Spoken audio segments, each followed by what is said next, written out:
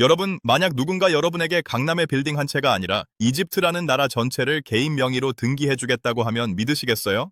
에이, 말도 안 되는 소리라고 생각하시겠지만 인류 역사상 실제로 이 일을 해낸 남자가 있었습니다.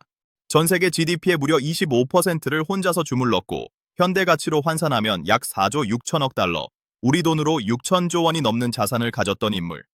인류 역사상 가장 부유했던 사람을 꼽을 때 록펠러조차 가볍게 제쳐버리는 이 남자의 이름은 바로 로마의 초대 황제 아우구스투스 카이사르입니다. 도대체 그는 어떤 계상기를 두드렸기에 나라 전체를 자신의 개인 계좌로 만들 수 있었을까요? 오늘 그 소름돋는 부의 설계도를 지금 바로 공개합니다. 반가워요. 돈 냄새 나는 역사입니다. 자본주의의 흐름을 연구하며 제가 깨달은 건 진짜 부자는 단순히 돈을 모으는 사람이 아니라 부의 시스템 그 자체가 되는 사람이라는 거예요. 여러분 하루하루 열심히 일하지만 자산의 앞자리가 바뀌지 않아 고민이신가요? 오늘 우리가 다룰 아우구스투스는 그 답을 알고 있었습니다. 그는 18살이라는 어린 나이에 무일푼으로 시작해 오직 이름 하나를 레버리지로 삼아 전 세계의 금을 자기 발 아래 두었거든요. 오늘 이 영상은 단순히 로마 황제의 성공담이 아니에요. 아우구스투스가 어떻게 이집트라는 거대한 캐시카우를 확보했는지, 그리고 그가 구축한 신뢰의 요새가 오늘날 우리 같은 개인의 자산 관리와 투자에 어떤 강력한 통찰을 주는지 아주 깊게 파헤쳐 볼 거예요. 이 영상 하나면 여러분은 내 시간을 돈으로 바꾸는 단계를 넘어 시스템이 나를 위해 일하게 만드는 황제급 부의 원리를 완벽하게 이해하게 되실 거예요. 시작하기 전에 구독과 좋아요, 전체 알림 설정 꼭 부탁드립니다. 아우구스투스, 본명 옥타비아누스의 부의 뿌리를 이해하려면 먼저 그가 가졌던 신용자산에 대한 천재적인 감각을 알아야 해요. 그는 원래 로마의 명문가 출신도 아니었고 대단한 재산을 물려받은 인물도 아니었습니다. 하지만 18살의 어느 날 인생을 송두리째 바꿀 유언장 한 통을 받게 되죠. 바로 자신의 외삼촌이었던 율리우스 카이사르가 암살당하면서 옥타비아누스를 자신의 양자로 삼고 이름과 재산을 물려주겠다는 내용이었어요. 여기서 우리가 흔히 하는 오해가 하나 있어요. 아우구스투스가 카이사르의 막대한 금고를 물려받아서 아주 쉽게 권력을 잡았을 거라고 생각하는 거죠. 하지만 진실은 정반대예요. 당시 카이사르의 금고는 이미 정적들에 의해 텅텅 비어 있었고 옥타비아누스에게 남겨진 건 사실상 카이사르라는 이름 세 글자와 엄청난 빚, 그리고 정적들의 칼날뿐이었거든요. 이때 18살 청년은 인류 역사상 가장 대담한 신용거래를 시작합니다. 그는 카이사르가 로마 시민들에게 주기로 약속했던 보상금을 자기 사재를 털고 빚을 내서 직접 지급하기 시작했어요. 아버지의 약속은 곧 나의 약속이다 라는 메시지를 던진 거죠. 구체적인 상황을 한번 재현해볼까요? 당시 로마의 권력자였던 안토니우스가 옥타비아누스를 비웃으며 물었습니다. 이복의 꼬마야, 내 주머니엔 동전 한 푼 없으면서 무슨 수로 시민들에게 돈을 나눠주겠다는 건가? 그러자 옥타비아누스는 눈 하나 깜짝하지 않고 대답했습니다. 내 주머니는 비었을지 몰라도 내 이름 안에는 로마 시민들의 믿음이 들어있어. 나는 내 미래 가치를 담보로 돈을 빌려 아버지의 명예를 살 것이오. 실제로 그는 가문의 가업을 팔고 지인들에게 머리를 숙여 돈을 빌려왔습니다. 남들은 미친 짓이라고 했지만 이건 역사상 가장 수익률이 높은 퍼스널 브랜딩 투자였습니다. 돈으로 신용을 산 게 아니라 신용으로 세상을 살 준비를 마친 거였거든요. 그럼 우리가 이 아우구스투스의 초창기 베팅에서 배워야 할 실전 가이드는 무엇일까요? 첫 번째 단계는 무형 자산의 레버리지를 활용하는 거예요. 자본금이 없다고 한탄하지 마세요. 여러분의 전문성, 경력, 그리고 주변의 신뢰는 아우구스투스의 이름과 같습니다. 이것을 어떻게 현금 흐름으로 전환할지 고민해야 합니다. 두 번째 단계는 약속의 가치를 숫자로 환산하는 거예요. 아우구스투스는 손해를 보면서도 카이사르의 약속을 지켰습니다.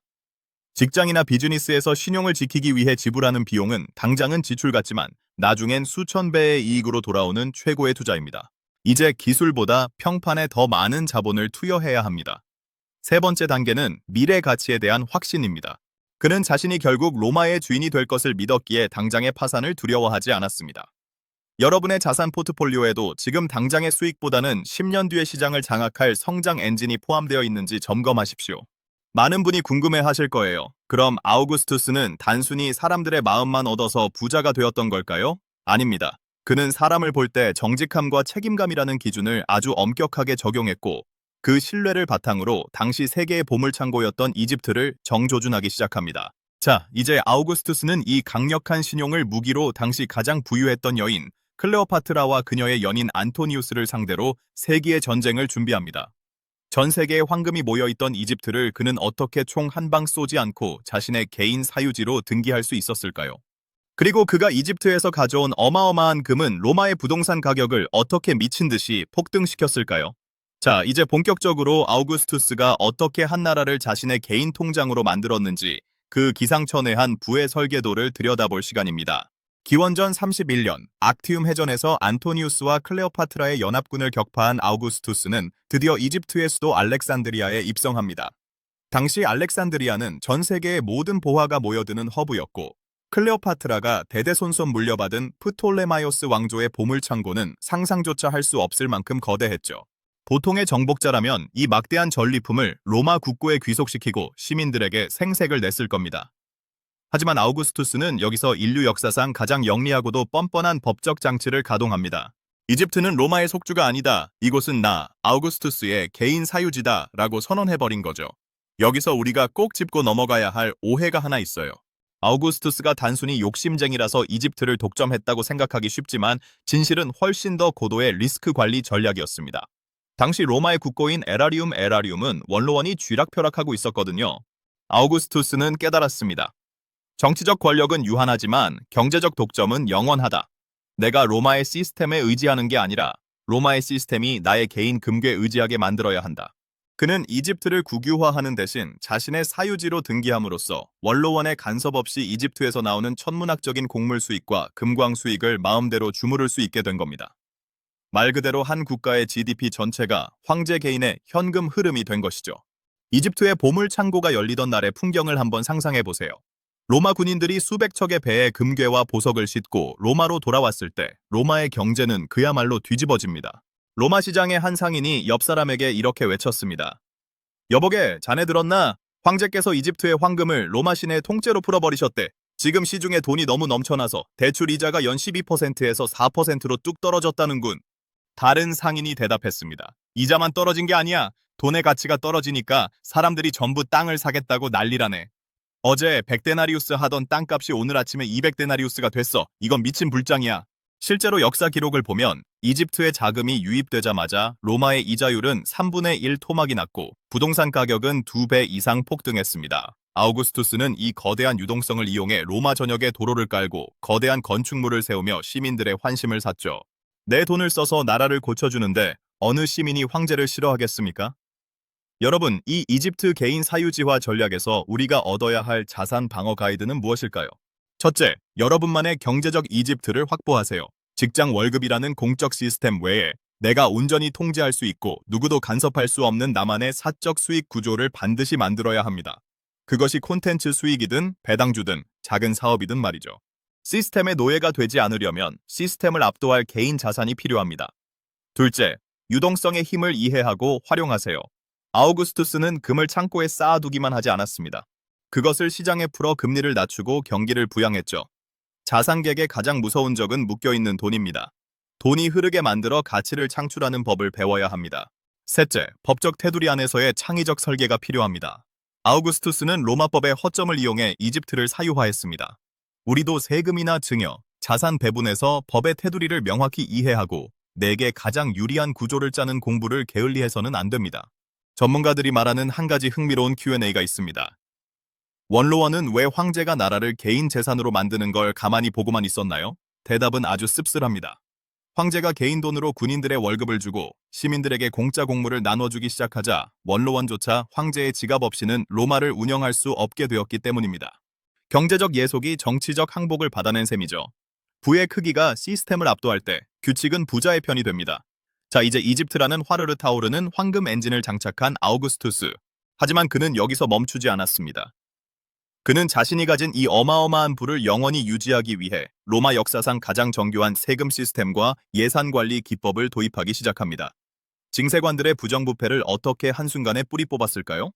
그리고 그는 왜 죽기 직전 나는 벽돌로 된 로마를 물려받아 대리석으로 된 로마를 남겼다 라고 자랑스럽게 말했을까요? 자, 이제 아우구스투스가 이집트에서 가져온 그 어마어마한 현금 뭉치를 가지고 도대체 무엇을 했는지, 그가 어떻게 로마를 천천년 동안 마르지 않는 부의 제국으로 설계했는지 그 심장부를 파헤쳐볼 시간입니다. 여러분, 복권에 당첨된 사람들의 90%가 몇 년 안에 파산한다는 통계 아시죠? 갑자기 쏟아진 엄청난 부는 시스템이 없으면 오히려 독이 되기 때문입니다. 아우구스투스는 이 사실을 누구보다 잘 알고 있었습니다. 그는 이집트의 황금을 단순히 파티 비용으로 쓰지 않았습니다. 대신 그 돈을 종잣돈 삼아 인류 역사상 가장 정교한 세금 시스템과 국가 예산 관리 체계를 구축하기 시작했죠. 여기서 우리가 꼭 짚고 넘어가야 할 아주 중요한 개념이 하나 있어요. 바로 부의 시스템화입니다. 아우구스투스 이전의 로마는 정복 전쟁을 통해서 얻은 전리품, 즉 한탕에 의존하는 경제였어요. 전쟁이 없으면 국고가 비고 전쟁에서 이기면 돈이 넘쳐나는 아주 불안정한 구조였죠. 하지만 아우구스투스는 생각했습니다. 전쟁이라는 변수에 내 제국의 운명을 맡길 수 없다. 숨만 쉬어도 돈이 들어오는 정기적인 파이프라인을 구축해야 한다. 그래서 그가 도입한 것이 바로 로마 최초의 직접세와 정기적인 인구조사였습니다. 당시 로마의 세금 징수 방식이 얼마나 엉망이었는지 알면 깜짝 놀라실 거예요. 징세 청부업이라는 제도가 있었는데 이건 국가가 세금 걷는 권리를 개인에게 경매로 파는 방식이었습니다. 돈을 주고 징세권을 산 개인들은 본전을 뽑기 위해 시민들의 고혈을 짜냈고 그 과정에서 중간에 새나가는 돈이 어마어마했죠. 아우구스투스는 이 썩은 뿌리를 단칼에 잘라버렸습니다. 그는 징세 청부업자들을 몰아내고 국가에서 월급을 받는 정규 공무원들에게 세금을 걷게 했습니다. 그리고 거친 세금이 어디로 흘러가는지 한눈에 볼 수 있는 거대한 장부를 만들었죠. 이 대목에서 아주 유명한 역사적 장면이 등장합니다. 성경에도 기록되어 있는 천하로 다 호적하라는 명을 내린 인구조사입니다. 원로원 의원들이 걱정스러운 얼굴로 아우구스투스에게 물었습니다. 황제여, 전 세계의 인구를 일일이 조사하는 데 드는 비용과 시간이 어마어마합니다. 도대체 왜 이런 번거로운 일을 하시려는 겁니까? 아우구스투스는 이렇게 대답했습니다. 내 땅에 누가 사는지, 그들이 얼마를 버는지 모른다면 내가 어떻게 공평하게 세금을 걷고 어떻게 미래를 계획할 수 있겠소? 장부가 없는 비즈니스는 도박일 뿐이요.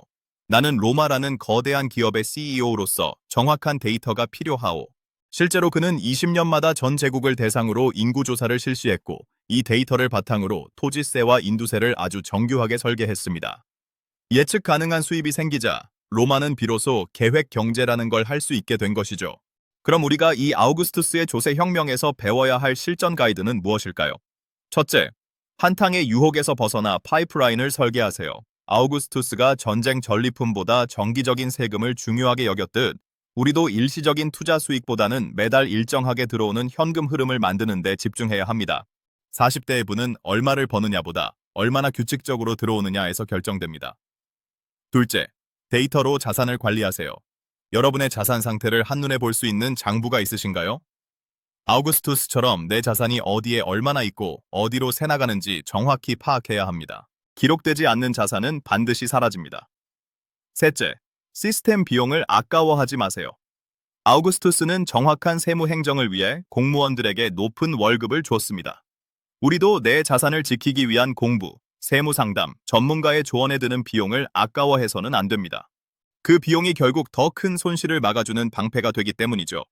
아우구스투스는 이렇게 안정된 재정을 바탕으로 로마의 인프라를 완전히 갈아엎었습니다. 그가 남긴 유명한 말이 있죠. 나는 벽돌로 된 로마를 물려받아 대리석으로 된 로마를 남겼다. 이건 단순히 사치를 부렸다는 뜻이 아닙니다. 대규모 공공사업을 통해 일자리를 창출하고 도로와 수로를 정비해 물류혁명을 일으켰다는 경제적 선언입니다. 부동산 가치를 올리고 상업을 활성화하는 가장 확실한 방법을 그는 이미 알고 있었던 겁니다. 자, 이제 시스템으로 불을 굳건히 다진 아우구스투스. 하지만 그는 여기서 멈추지 않았습니다. 그는 황제라는 직함 뒤에 숨어서 자신이 가진 개인 자산과 국가 자산을 아주 교묘하게 섞어가며 현대의 자산 운용사들도 감탄할 법한 완벽한 포트폴리오를 짜기 시작합니다. 부동산, 귀금속, 곡물, 그리고 심지어 군사력이라는 유무형의 자산을 그는 어떻게 배분했을까요? 그리고 그는 왜 죽기 직전까지 자신의 유언장을 고치고 또 고쳤을까요? 자, 이제 아우구스투스가 어떻게 인류 역사상 가장 거대하고 단단한 자산 포트폴리오를 설계했는지 그 심장부를 들여다볼 시간입니다. 여러분, 부자가 되는 것보다 힘든 게 그 부를 지키는 것이라는 말 들어보셨죠? 아우구스투스는 이 자산 수성의 원리를 완벽하게 이해한 인물이었습니다. 그는 단순히 돈이 많은 황제가 아니라 현대의 거대 자산 운용사들도 혀를 내두를 만큼 정교한 리스크 분산의 대가였거든요. 여기서 우리가 주목해야 할 아우구스투스만의 기막힌 자산 관리 비법이 있습니다. 그는 자신의 자산을 크게 두 개의 바구니로 나누어 관리했어요. 하나는 로마 원로원이 관리하는 국고인 에라리움이고 다른 하나는 오직 황제 자신만이 주무를 수 있는 개인 금고인 피스쿠스 에피스쿠스였습니다. 요즘으로 치면 국가 예산과 별도로 수천조 원 규모의 개인 펀드를 운용했던 셈이죠. 그는 국가가 위기에 처했을 때 이 개인 금고에서 돈을 꺼내 선심을 쓰며 대중의 지지를 얻었고, 반대로 자신의 권력이 위협받을 때는 이 자본력을 무기로 정적들을 압살했습니다. 그의 포트폴리오는 단순히 금괴로만 채워진 게 아니었습니다. 그는 자산의 성격을 크게 네 가지로 나누어 철저하게 배분했어요. 첫째는 부동산, 즉 이집트와 갈리아, 이탈리아 전역에 퍼진 막대한 토지였습니다. 그는 땅이 주는 영속성을 믿었죠. 둘째는 원자재, 특히 곡물이었습니다. 그는 사람의 배가 고프면 혁명이 일어나고 배가 부르면 황제에게 복종한다는 사실을 잘 알았기에 이집트의 곡물 공급망을 완전히 장악했습니다. 먹거리를 쥐는 자가 권력을 쥐는 법이니까요. 셋째는 현금 유동성, 즉 스페인의 은광과 이집트의 금광에서 쏟아져 나오는 귀금속이었습니다.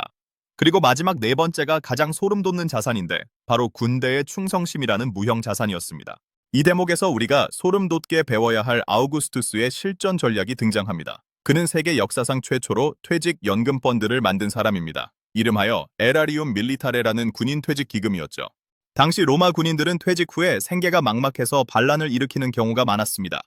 아우구스투스는 이를 해결하기 위해 선언했죠. 이제 군인들의 노후는 국가가 아니라 나 아우구스투스가 직접 책임지겠소. 퇴직하는 모든 병사에게는 내가 개인 재산을 출연해 만든 기금에서 두둑한 정착금과 땅을 주겠소. 군인들의 반응은 어땠을까요? 이제 우리는 원로원이 아니라 황제님을 위해서만 싸운다. 황제님이 돌아가시면 우리 연금도 사라지니까. 이건 단순히 돈을 준 게 아닙니다. 자신의 부를 이용해 군대라는 강력한 무력을 자신에게 영원히 예속시킨 역사상 가장 성공적인 인적 자원 레버리지였던 셈이죠. 그럼 이 황제의 포트폴리오 전략이 우리 40대 직장인들에게 주는 실전 가이드는 무엇일까요? 첫째, 코어와 새틀라이트 전략을 쓰세요. 아우구스투스에게 이집트라는 땅이 변하지 않는 코어 자산이었다면 군인 연금 펀드는 자신의 권력을 강화하는 전략적 자산이었습니다. 우리도 내 집 마련 같은 중심 자산과 함께 내 몸값을 올리거나 부수입을 창출하는 전략 자산을 명확히 구분해야 합니다. 둘째, 현금 흐름의 무기화입니다. 단순히 돈을 쌓아두지 마세요. 아우구스투스가 군인들에게 돈을 써서 충성을 샀듯 우리도 내 돈이 나를 위해 일하거나 나를 보호할 수 있는 시스템에 재투자되어야 합니다. 돈은 가만히 있을 때가 아니라 흐를 때 권력이 됩니다. 셋째, 무형 자산의 가치를 자산 목록에 넣으세요. 인맥, 신용, 전문 지식이 부동산 못지않은 자산입니다. 위기가 왔을 때 여러분을 지켜주는 건 계좌의 숫자만이 아니라 저 사람과 함께라면 다시 일어설 수 있다는 주변의 믿음입니다. 아우구스투스가 카이사르라는 이름 하나로 시작해 제국을 샀다는 점을 잊지 마세요. 많은 분이 궁금해하실 거예요. 그럼 아우구스투스는 그 어마어마한 부를 혼자 누리다가 죽었나요? 아닙니다. 그는 죽기 직전까지 자신의 자산이 로마라는 시스템 안에서 어떻게 전승될지 고민하고 또 고민했습니다. 그는 자신의 사후에 벌어질 혼란을 막기 위해 자신의 재산과 권력을 한꺼번에 물려줄 수 있는 완벽한 후계자를 설계했거든요. 자, 이제 인생의 황홀리에 접어든 아우구스투스. 그는 과연 자신의 그 방대한 자산을 누구에게 어떻게 물려줬을까요? 그리고 그가 남긴 마지막 유언장 속에는 로마 시민들을 또 한 번 경악하게 만든 어떤 반전이 숨어 있었을까요? 자, 이제 아우구스투스 카이사르가 남긴 가장 유명한 업적이자 현대의 도시 계획가들과 경제학자들이 여전히 감탄하며 분석하는 대리석 로마의 경제학에 대해 깊이 파헤쳐 보겠습니다. 아마 여러분도 한 번쯤은 들어보셨을 거예요. 아우구스투스가 죽기 직전 남겼다는 그 유명한 말 말이죠. 나는 벽돌로 된 로마를 물려받아 대리석으로 된 로마를 남겼다. 여기서 우리가 흔히 하는 오해가 하나 있습니다. 황제가 되니까 자기 과시를 하려고 비싼 대리석으로 번쩍번쩍하게 건물을 지었나 보네? 라고 생각하는 거죠. 하지만 진실은 전혀 다릅니다. 아우구스투스에게 건축은 단순한 사치가 아니라 무너진 로마 경제를 되살리기 위한 가장 강력한 뉴딜 정책이자 고도의 자산 가치 부양 전략이었습니다. 이 대목에서 전문가들이 가장 많이 받는 질문 세 가지를 통해 그 내막을 아주 세밀하게 들여다볼게요. 이름하여 황제의 경제학 Q&A입니다. 첫 번째 질문입니다. 황제는 왜 굳이 그 비싼 대리석을 고집했을까요? 전문가들은 이렇게 답합니다. 당시 로마는 수십 년간의 내전으로 도시 전체가 낡고 병들어 있었습니다. 사람들의 마음속에는 과연 로마가 다시 일어설 수 있을까라는 불신이 가득했죠. 아우구스투스는 이 불신을 시각적 확신으로 바꿔야 했습니다. 벽돌은 흔하고 깨지기 쉽지만 대리석은 영원함과 견고함, 그리고 압도적인 부를 상징합니다. 그는 이집트에서 가져온 황금을 로마 시내의 대리석 기둥으로 치환함으로써 시민들에게 이런 메시지를 던진 거예요. 로마는 이제 흔들리지 않는다. 우리의 자산 가치는 이 대리석처럼 영원할 것이다. 이것은 현대 기업들이 화려한 사옥을 짓거나 브랜드 이미지를 리브랜딩하는 것과 똑같은 심리적 인프라 투자였습니다. 두 번째 질문입니다. 이 어마어마한 공사 비용은 다 어디서 나왔고 경제에는 어떤 영향을 미쳤나요? 놀랍게도 아우구스투스는 공공 건축 비용의 상당 부분을 자신의 개인 금고인 피스쿠스에서 꺼내 썼습니다. 국가 예산을 건드리지 않고 자기 돈을 풀어 로마를 고친 거죠. 이 과정에서 수만 개의 일자리가 창출되었습니다.